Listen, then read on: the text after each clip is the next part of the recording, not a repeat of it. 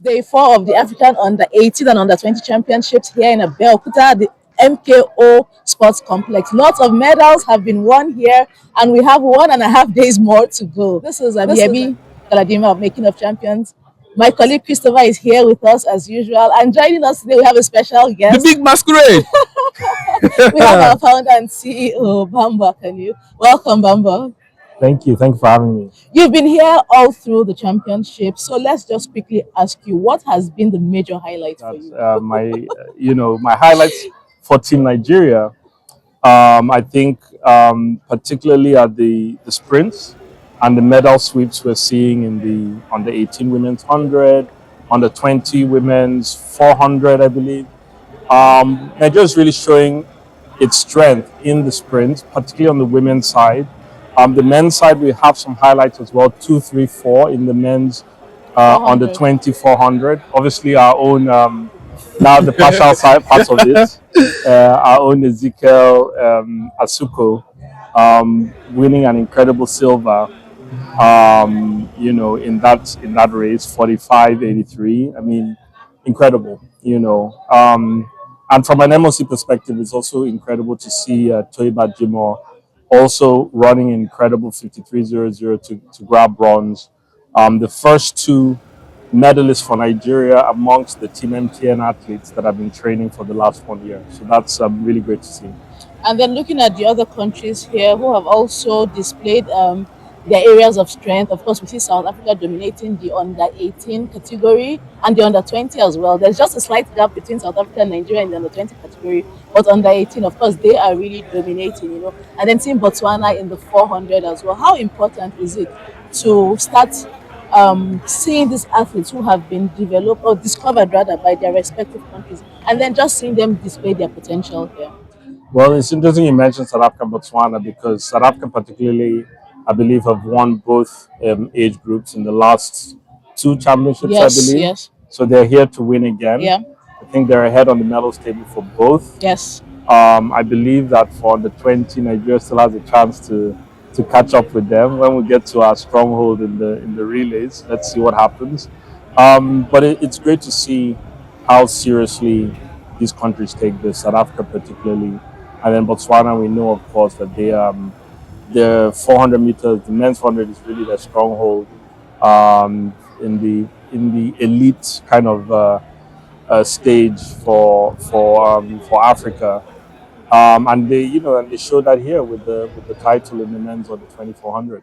So for some who do not know, I was told that the guy who won the 400 under 20 Justice was part of the team at the World Relays, because a lot of their big athletes pulled out of the World Relays. And so these were some of the athletes that were drafted into the team, and they ended up winning a medal there.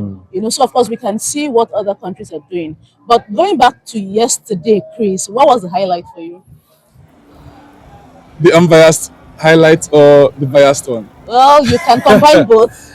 So, yeah, I mean, everyone, this is making of champions, all right, but we are allowed to be biased. I think the highlight for me was Ezekiel Eno. So I'm going to do Bambo's part. Ezekiel Eno running an astonishing 45.83 seconds.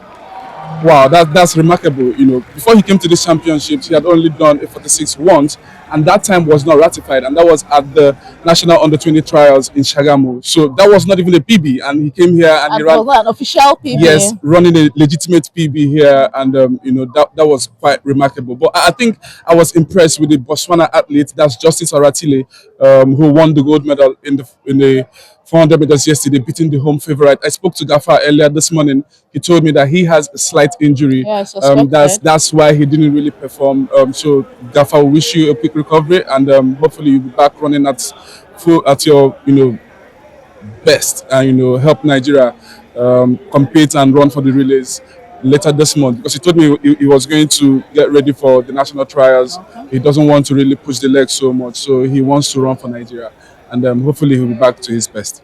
So Bambo, looking at yesterday's results also, of course, we have mentioned that in passing, but two athletes from the MOC Athletics Academy, won medals yesterday.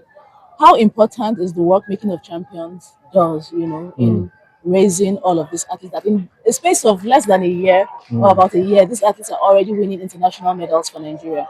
It's really, really important because if you look at even the team that Nigeria listed, the 92 athletes, about two-thirds of them actually competed at MTN Champs Season 3 Yep. this year. And from those results was how they were selected for Team Nigeria. So I think the work we're doing with MTN, particularly as the title sponsor for Champs and as our lead sponsor for the MOC Academy, is critical for Nigeria's next generation of athletes, of Olympians, of Olympic medalists. It's really, really critical. So it's it's exciting to see the academy work is very, very important because normally in Nigeria, after we've discovered the athlete, we just hope that they figure it out. And now we've set up a process that has moved someone like Ezekiel from 48 seconds last year to 45.83 now. Toibat was not even a 400-meter runner. So from nothing to 53.00 Yeah. in a year, Incredible. it's incredible results. So, Chris, you watched the morning session today. We had the 200 meters heat, include amongst other events. So let's come to our predictions. Yeah, we're Who back would with our you favor predictions. for the 200 meters titles, or who It's are the top contenders? it's a tough one. Top three contenders are going to be two Botswana athletes, Prince Fazel and Justice Oratile again, and Clinton Owatia, the guy who won the 100 meters in the under 20 category. So it's going to From be, Kenya. yes. So if you're putting me on the spot for the top three, Botswana one, Kenya second, Botswana third. I don't want to say who, but I think watch out for that young guy, Prince Fazil. He looks exactly like Leslie Tebogo. We might have seen another Tebogo here in Abeokuta. What about Nigeria? It's tough. I want to be patriotic, but I don't see Nigeria finishing on the podium. David Akalu, maybe? It could actually be a Yeah, he surprise. ran a It good race could, today, but I actually. think it's between. I mean, I know Bamba is trying to get me to change my mind, but top three positions: Botswana, Kenya, Botswana. We'll be back with another video to show you guys if I'm right or wrong. Mama, do you have any predictions to make regarding the 200 or the relays? Yes, I would love to look more towards the women's actually. Okay.